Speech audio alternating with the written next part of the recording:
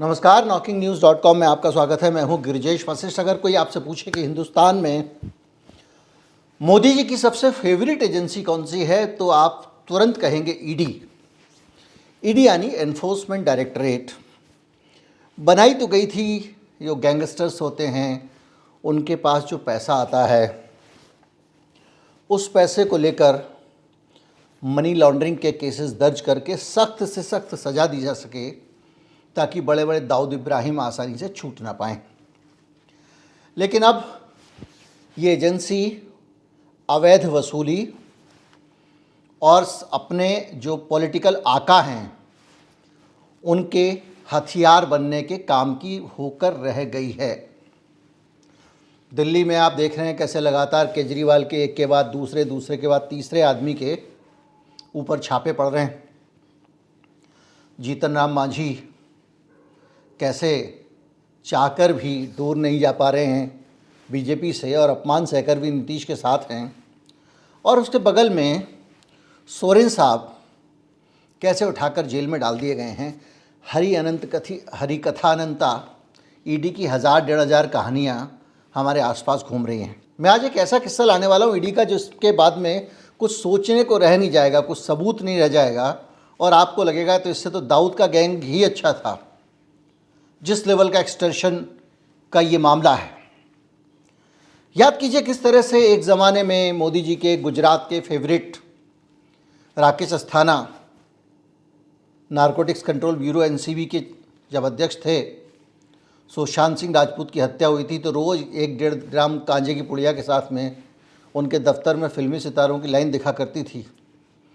वो सितारे कैसे छूटे, उसके लिए उन्होंने क्या किया, ये सब बातें ना कोई पूछ रहा है ना कोई बता रहा है।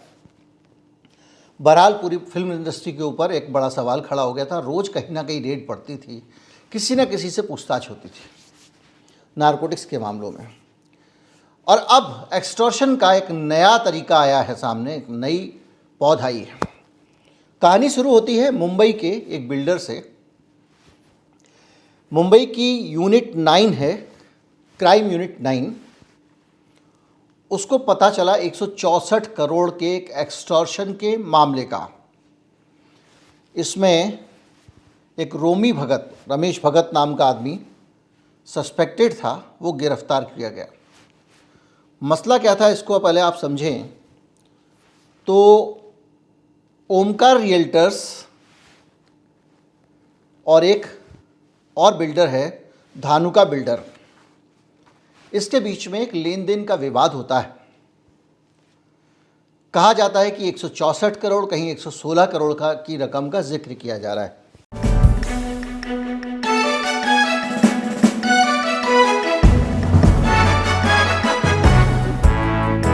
कहानी शुरू होती है मुंबई की क्राइम ब्रांच जो है उसकी यूनिट 9 से। उसके पास एक कंप्लेंट आती है कि उसके किसी भाई का मामला कहीं पर फंसा हुआ है, केस रजिस्टर्ड है उसके खिलाफ, और उसको बचाने के लिए व्हाट्सएप पे एक आदमी फ़ोन कर रहा है और पैसे की मांग कर रहा है, और कह रहा है कि मैं ईडी के बिहाफ पे बोल रहा हूँ, पैसे दे दोगे तो ईडी के मामले में बच जाओगे। इसी तरह की शिकायत एक ओमकार रियल्टर्स करके एक बिल्डर है, उसकी तरफ से आती है। उससे भी इसी तरह से ईडी के नाम पर पैसे वसूले जा रहे थे। उसे 119 करोड़ रुपए एक बिल्डर को देने थे, 116 करोड़, और वो 116 करोड़ रुपए उसको चुका नहीं रहा था। तो उस बिल्डर ने इनको हायर किया, और ये ओमकार रियल्टर नाम के दूसरे बिल्डर को धमका रहे थे कि पैसा लाइए, रोकड़ा चाहिए, वरना ईडी का केस। ईडी का केस मतलब पीएमएलए की धमकी। पीएमएलए मतलब जमानत नहीं होगी तुम्हारी, तुमको बगैर कंडीशन के अरेस्ट किया जा सकता है। एफआईआर होनी ज़रूरी नहीं है अरेस्ट करने के लिए, मजिस्ट्रेट की तो वारंट की ज़रूरत है ही नहीं। इतना गंभीर कानून। तो उन लोगों ने घबरा कर पुलिस कंप्लेंट की, उनको वकील ने सलाह दी। पुलिस कंप्लेंट हुई तो उसके बाद इसकी जांच शुरू हुई। ताराचंद मूलचंद वर्मा था कंप्लेनेंट। उसने बताया कि मुझे व्हाट्सएप पे धमकी आती है। मामले को ये समझा गया कि ईडी का नाम लेकर झूठी धमकी दे रहा होगा, लेकिन पुलिस ने कहा एक बार चेक कर लेते क्या सचमुच इसमें ईडी इन्वॉल्व है। तो उस मामले में छापा मारा गया और बहुत सारी जब तलाशी की गई तो पता चला कि एक आदमी है जो फिरौती का, एक्सटॉर्शन का, जबरन वसूली का रैकेट चलाता है। नाम है रोमी भगत, और रोमी भगत के साथ में 6 और लोग भी इस मामले में गिरफ्तार हुए। ये सब लोग एक्सटॉर्शन का रैकेट चला रहे हैं मुंबई में। वसूली भाई ऐसे समझिए, वसूली करते हैं। किसी को भी पता चला कि ईडी में फंस गया वो, पैसे लाओ छूट जाओ। 100 करोड़ रुपए से ज़्यादा वो वसूल चुके हैं, ऐसा पता चला है। इसके बाद क्राइम ब्रांच ने एक ईडी के अज्ञात अधिकारी के नाम पर भी केस दर्ज कर लिया और पता चला जांच के अनुसार कि इन लोगों के पास 200 से ज़्यादा ईडी की फाइल मिली हैं। इन्फोर्समेंट डायरेक्टरेट की वो फाइलें जिनमें वो लोगों के खिलाफ जांच कर रही है, वो केस फाइलें जो ईडी के दफ्तर में किसी सेफ में बंद होनी चाहिए थी, वो केस फाइलें जो किसी के भी हाथ नहीं लगनी चाहिए थी, वो इन अवैध वसूली भाइयों के गैंग के दफ्तर में मिलती हैं। और वो 200 फाइल जो हैं उससे पता चलता है कि ये लोगों को अलग अलग तरीके से एक्सटॉर्शन करके पैसे वसूल कर रहे थे। 100 करोड़ के वसूली का मामला सामने आया है। ईडी की उन फाइलों में जिन लोगों के नाम हैं, जो लोग दर्ज हैं, अब पुलिस उनसे पूछताछ कर रही है। अब इस केस में आपको लग सकता है कि ठीक है, कुछ एक्सटॉर्शनिस्ट को कुछ फाइलें हाथ लग गई, वो उससे वसूली कर रहे हैं। लेकिन जो मुंबई के बिल्डर वाला मामला सामने आया, उस बिल्डर के मामले में बाकायदा इकोनॉमिक ऑफेंस बुक जो है, विंग जो है मुंबई पुलिस की, पहले उसमें केस दर्ज किया गया। उसके बाद वसूली शुरू हुई और ये कहा गया कि अगर तुमने पैसा नहीं दिया तो ये केस हम ईडी को ट्रांसफ़र करा देंगे, ईडी में भी हमारे लोग हैं। इस ईडी का नाम सुन के वो बिल्डर डर गया, उसने अपने एक दोस्त को लिया, फिर इन लोगों से संपर्क किया। तो जो मीटिंग हुई, पहली मीटिंग में कहा गया कि आप 164 करोड़ रुपए दे दो अपने दुश्मन बिल्डर को, वरना ईडी का एक्शन फेस करो। और वो अनयूजुअल जो अनजान आदमी इनसे मिलने आया था, वो ईडी का आदमी था, ऐसा बताया जा रहा है। और उसी के आधार पर क्राइम ब्रांच इसकी जांच कर रही है। अब इनके पास जो फाइलें मिली हैं, ज़रा उन फाइलों का अंदाज़ा लगा लीजिए कि कितने बड़े लेवल पे ये एक्सटॉर्शन का केस चल रहा है। छोटे मोटे व्यापारियों, बिल्डरों का मामला नहीं है। आपने सुना होगा महादेव ऐप का एक केस आया था बहुत बड़ा, जिसमें छत्तीसगढ़ के मुख्यमंत्री को भी साना गया, बदनाम किया गया। उस महादेव ऐप केस की फाइलें इन वसूली भाइयों के दफ्तर में पड़ी हुई थीं। मतुंगा पुलिस ने केस रजिस्टर किया है उस मामले में, जो कि कोर्ट के ऑर्डर के कारण साइबर सेल से किया गया था। 30 आरोपियों के नाम उसमें हैं, महादेव ऐप वाले में, और डावर ग्रुप का एक डायरेक्टर भी उस कांड में आरोपी है। इसके साथ साथ डावर ग्रुप से जुड़े हुए कुछ और भी मामले जो इकोनॉमिक ऑफेंस विंग के अंदर रजिस्टर्ड हैं, उसके कागजात भी इनके पास मिले हैं।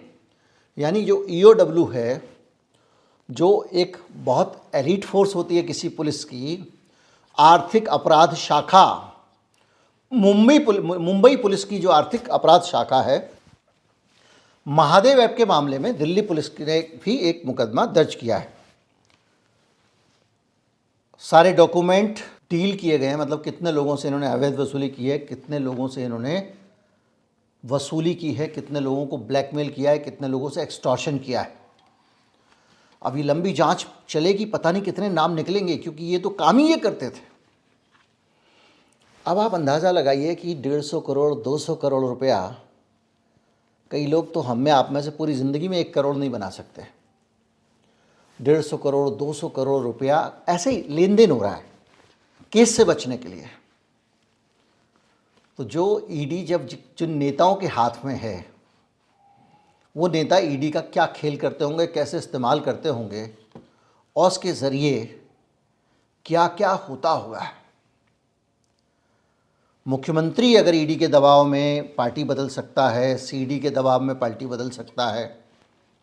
मुख्यमंत्री आरोप लगाता है कि मुझसे कहा गया कि मैं बीजेपी ज्वाइन कर लूँ, हमारे एमएलए से कहा गया बीजेपी ज्वाइन कर लो वरना ईडी में फंसा देंगे। उसके बाद धड़ल्ले से उस मुख्यमंत्री पे छापा पड़ता है, उसकी सहयोगियों के यहाँ क्राइम ब्रांच की टीम पहुँच जाती है, प्रवक्ता के यहाँ, उसके मंत्री के यहाँ, और उसके एक और सहयोगी हैं उनके घर पे। तो आप अंदाज़ा लगाइए कि किस तरह से एक पूरा जो सिस्टम है, अब इसको आप सरकार भूल जाइए, इसको आप ईडी भूल जाइए, आप रोमी भगत को दिमाग में रखिए। आपको नहीं लगता कि ये पूरा जैसे रोमी भगत का गैंग ऑपरेट कर रहा था, वैसे पूरा सिस्टम गैंग की तरह ऑपरेट करता है। जिसको चाहो उठा लो, वसूली करो, जिसको चाहो उठाओ झुका लो, उससे पॉलिटिकल खेल करा लो, उसे जो चाहो करा लो। ये हिंदुस्तान में डेमोक्रेसी बच गई है भैया। और ज़रा इसको आप सोचो, मोदी जी तो कह रहे हैं मैं 100 साल की नींव रखूंगा अगर एक बार और चुनाव जीत गया तो 100 साल की नींव के अंदर क्या होगा? क्या ईडी के साथ में अब जो है वो आगे आगे मामला बढ़ेगा तो क्या पुलिस वाले भी, क्या होमगार्ड भी, ये सब की सब जो है वो उसी सेवा में लग जाएंगे क्या? घर से आदमी निकलेगा तो भरोसे ही नहीं होगा शाम को लौट के आएगा तो उसके पास कितने पैसे बचेंगे। घर से निकलेगा, शाम को पता चला उसका मकान उससे वसूल लिया गया। भाई अगर गुंडे, मुंबई के गुंडे अपने दफ्तर में 200 फाइल ईडी की रख के वसूली कर रहे हैं भाई, 200, और वसूली भी छोटी छोटी नहीं यार, 100 150 करोड़ रुपए की। तो आप कल्पना कर लीजिए इस देश का भगवानी मालिक है। और इसीलिए करोड़ों करोड़ों में एक एमएलए बिक जाता है, क्योंकि जो आदमी करोड़ों में एमएलए खरीद रहा है, जो एक एक चुनाव जीतने के लिए करोड़ों खर्च कर रहा है, जिस आदमी पे ईवीएम सीवीएम इस तरह के आरोप लगते हैं, उसके आगे कौन ये चुनाव आयोग के वो और कौन सरकारी वरकारी अधिकारी, तो कहीं लगा ही नहीं। फिर तो मुंबई के सिस्टम के तो गुंडे राजा हो गए ना। पहले आप याद कीजिए, मैंने जो आपको शुरू में याद दिलाया था, कैसे 10 ग्राम गांजा 5 ग्राम गांजा में कितने फिल्म स्टार वहाँ हाजिरी लगा के आए। पूरी फिल्म इंडस्ट्री को आईटी सेल बाकायदा वैसे ही बदनाम कर रही थी जैसे राहुल गांधी को करती है। कितनी वसूली हुई होगी भगवान जाने, हुई होगी नहीं होगी ये भी हम नहीं कह सकते। बहरहाल लेकिन ये खेल बहुत सेंसेशनल है, आंखें खुलने वाला है। वीडियो अच्छा लगे तो लाइक कर दें और दोस्तों को पहुंचाएं, वीडियो ज़्यादा से ज़्यादा लोग देख सके ताकि। नमस्कार, जय हिंद।